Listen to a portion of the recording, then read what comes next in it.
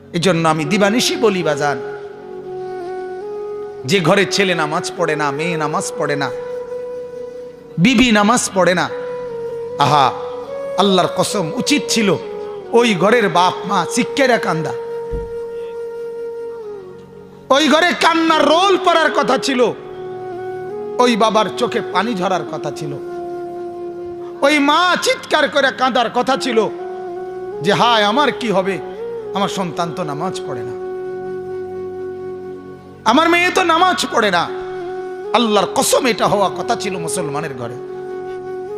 আজ কোনো পেরেশানি নাই।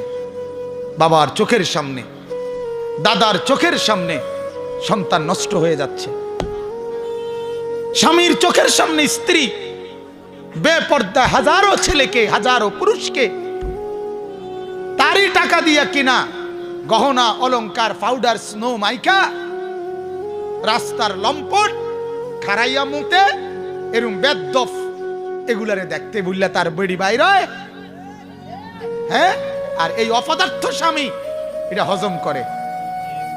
তোরে জামাই হইতে বললো কে বেড়া? আত্মমর্যাদা যার নাই। হযরত সাদ ইবনে আবি ওয়াক্কাস একজন সাহাবী রাদিয়াল্লাহু তাআলা আনহু একদিন বলছিলেন যে আল্লাহর কসম আমি যদি কোনোদিন 1 মিনিটের জন্য দেখি আমার বিবিকে কোনো ভিন পুরুষের সাথে অন্যায় অবৈধ কোনো কথা বলে, আমি সাথে সাথে তার গর্দান ফেলে দেব। আল্লাহর নবী সাল্লাল্লাহু আলাইহি সাল্লামের হাদিসে আছে, নবীজি শুনে এই কথা বললেন, সাদ তোমার আত্মমর্যাদা যদি এরকম হয়, আমি মুহাম্মদের আত্মমর্যাদা তার চাইতে বেশি। এরপরে বললেন, সাদ আমার মাওলার আত্মমর্যাদা আরো বেশি, আমার আল্লাহ এমন অশ্লীল এমন বেহায়াকে এক বিন্দু রহম করবে না, এক বিন্দু ছাড় দিবে না। যুবক, প্রতিটা নজরের হিসাব তোমাকে দিতে হবে। ভাত খানার নাম জিন্দিগি মনে করো না। হ্যাঁ, সারাদিনে ভাত কতটি খাও আর টুটু টুটু করে ঘুরো ঘুরো, অসুবিধা কি? হ্যাঁ, এটারই জিন্দিগি ভেবো না।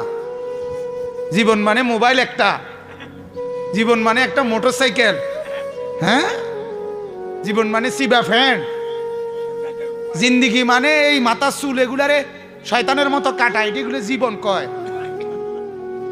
এগুলারে জিন্দিগি বলে? বলেন পৃথিবীর কোন বইয়ে এগুলারে মানুষের জীবন বলে? মোটরসাইকেল, মোবাইল, সিবা ফ্যান, টুটু করে ঘুরে রাস্তার পাশে মেয়ে হাঁটে, তুমি পিছে পিছে সামারের মতো, হ্যাঁ, ছাগলের মতো তুমি পিছে পিছে হাঁটো, অপদার্থ কোথাকার। এটা কোনো জিন্দিগি হইল? এই জিন্দিগির চাইতে মরে যাওয়াই তো ভালো ছিল বেটা। কয় নারী দিয়ে তুমি চলবা? হ্যাঁ, কয়জন বেড়ি দরকার? কথা বলেন না। একটা ছেলের কয়টা বেড়ি দরকার? আস্তাগফিরুল্লাহ। গুনার মধ্যে ডুবে গেছে, নাফরমানির মধ্যে ডুবে গেছে ছেলেরা, অশ্লীলতার মধ্যে ডুবে গেছে। মার খবর নাই, বাবার খবর নাই, স্বামীর খবর নাই, কারো কোনো হায়া লজ্জা নাই। মহিলা সারাক্ষণ টেলিভিশনে নাচ গান, নাটক, সিনেমা, হিন্দি সিরিয়াল এগুলো দেখতেছে, একটার পর একটা পাউডার, সুনু, জামা কাপড় বদলাইতেছে। আর বাজারে বাজারে একদিন কিনে জুতা, আরেকদিন কিনে বদনা, আরেকদিন কিনে জামা, যে একটা একটা করে করে আলগা আলগা কিনে। এক লগে কিনতো না, কারণ এক লগে কিনলে তো একবারে কিনে হয়ে গেল। এক দোকান থেকে কোনো খরচা করে না, এক দোকান থেকে খরচা করলে 1 ঘন্টা লাগাইয়া যে পাউডার তৈরি গেছে, এটা যদি কমপক্ষে 30টা দোকানে না দেখাইতে আরে তো খরচা উঠাইয়ে না। এটা খরচ আছে না, পাউডার, সুনু, ফেয়ার এন্ড লাভলি, মেকআপের একটা খরচ আছে। তো এই খরচাও তো উঠাই তৈব। হ্যাঁ, বলেন নাউজুবিল্লাহ, বলেন নাউজুবিল্লাহ। আমার মাকে জিজ্ঞেস করেন, আপনার মেয়েকে জিজ্ঞেস করেন, কারে দেখাও? তোরে যারা দেখে ওরা তো দুশ্চরিত্র, লম্পট, আরে মুদ্দা ফানি লয় না, দুর্গন্ধওয়ালা যাদের ফ্যান, এরম অসভ্য, এতে দেখতে লাভটা কিটা? কথা বলেন না কেন? কোন ভালো মানুষ দেখে? কোন নামাজি লোক দেখে কোনদিন?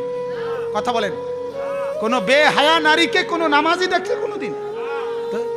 আর যে দেখে তার কলিজাটার, যেই যুবক কোনো বেপর্দা নারীরে দেখে, দেখার পরে তার দিলের মধ্যে এই বেডিরে নিয়ে, এই মেয়েটাকে নিয়ে কল্পনাটা কি আসে, এটার আল্ট্রা রিপোর্ট করা বাইর করা হোক। আল্ট্রাসোনোগ্রাফি রিপোর্ট যদি বের করা হয়, তাইলে দেখা যাবে ওই যুবকের কল্পনায় ছিল এই নারীর উলঙ্গ ছবি। উপভোগের কল্পনা ছাড়া, জিনা ব্যভিচারের কল্পনা ছাড়া আর কিছু ভাবছিল?